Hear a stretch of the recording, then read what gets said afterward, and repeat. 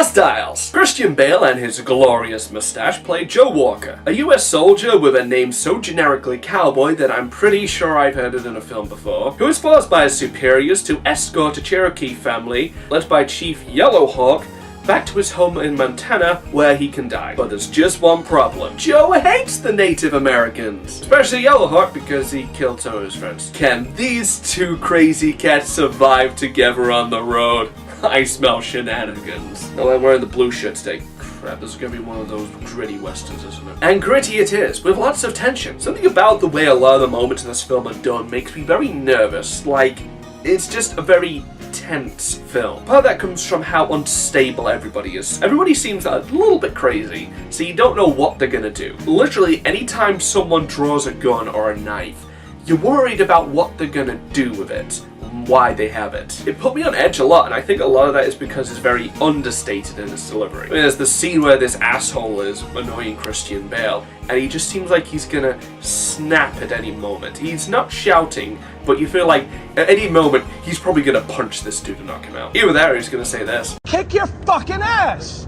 I want you off the fucking set, you prick!" He will never live that down. It's also a great looking film as well. There's a lot of colour and really nice visuals in this film, and it's great to see a western that could be pretty again. There are more colours than grey and brown, you know. But the ultimate thing that I think carries this film is the themes of prejudice. It feels like a very mediated portrayal. Is that a word? I think that's a word. Both the Native Americans and the white invaders are pretty much portrayed as assholes. We have a scene where a bunch of Native Americans burn down a family farm, but then we're instantly following that with a scene where soldiers are needlessly bullying a bunch of natives out in the wilderness. There are bad people on both sides, and it kind of seems that most of the people in this who are very sympathetic to the natives' cause come across as a bleeding heart liberal, or very just like condescending. Like, you don't know what you're talking about. We are the modern people. So I like that it doesn't necessarily say that either side is truly right and wrong,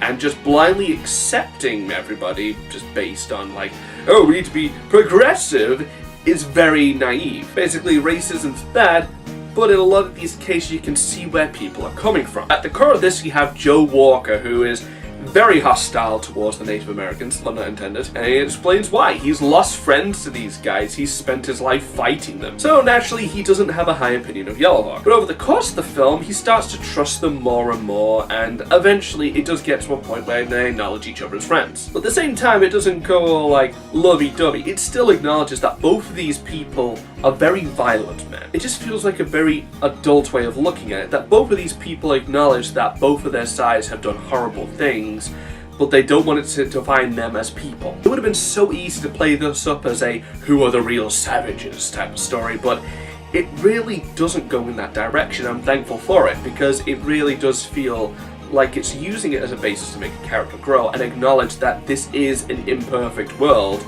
but we shouldn't make it define us as who we are. And sadly, in modern culture, this is a lesson that is way too relevant. So in conclusion, the film is very tense, but has a lot of nice imagery. And it also takes this very adult subject matter and explores it in a mature way. It's a little bit cheesy and overdramatic at times. Oh yeah.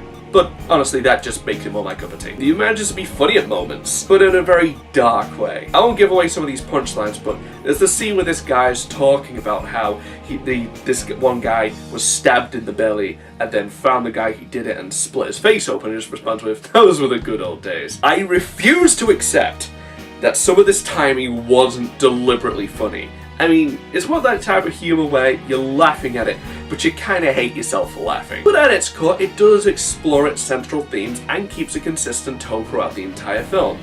I really do feel like there should have been a bit more conflict between Joe and Yellowhawk. The guy who played Yellowhawk, Wes Studi, has a long history with films. If you think he looks like a Native American that you've seen in a film, it was probably him. Although he did also play Dulcim in Street Fighter, so that pretty much erases any credibility. Unless you're Raul Julia. But yeah, this guy can handle the scenes, and he can give them a lot of dramatic weight. I feel like there should have been a couple more scenes of him, make him a little bit more flawed. It kind of seems like he's at the point where he's overcome a lot of his prejudice. I think it would have been better to have him and Joe butt heads a bit more, have this be a very adversarial relationship. There's some of that like I said before, Molly's Game did right and All the Money in the World did wrong, is that a film's a lot better when you have these two characters who are at conflict with each other. It helps build a more stable relationship and would make the payoff at the end even more impressive. But that's just something that I feel like would have made the film a little bit better. And it doesn't ruin the final score, which is an 8 out of 10. So if you like the westerns where everything is dark and depressing,